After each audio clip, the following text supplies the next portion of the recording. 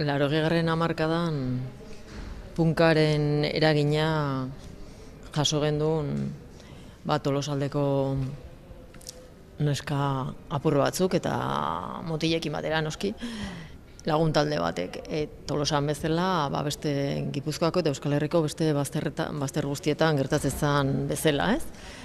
Eta garai hartan bizitakoaz arituko naiz hitzaldian.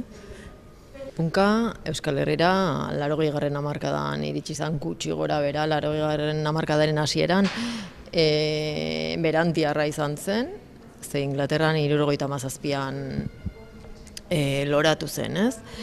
Eta hemen talde batzuk hasi zian gitarra jotzen jakin gabe, gitarra jotzen eta haien inguruan beste taldetxo batzuk sortu zian eta hala ibiltzen ginen, talde batzun kontzertuak ikusten eta besteenak. Oso jende gutxi ginen eta neskak are gutxiago. Tolosatik adibidez, bi neska ginen.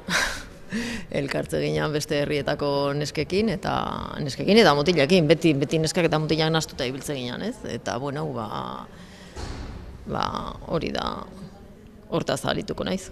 Punketik hartu genduen batez ere izan zuzeu leloa, ez? Eta neska ginen aldetik izan zuzeu oso ondo etorri zitzaigun, ze ordura arte eskolan, etxean, gizartean, jasotako emakume eredua iraultzea edo behintzat kuestionatzea, zalantzan jartzera bultzatu gintuen, ez?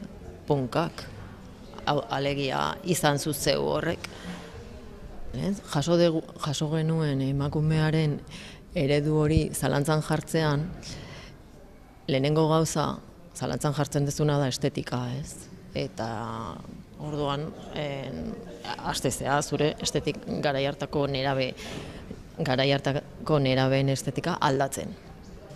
Punka izatez, gaur egun iruditzen zain eri jarrera bat dela, ez? Punka da zalantzan jartzen duen guztia. 12 urteko nerabea gurasoei oldartzen zaiena eta bea baino boteretsuagoa dena zalantzan jartzen duena, hori punk jarrera da, ez?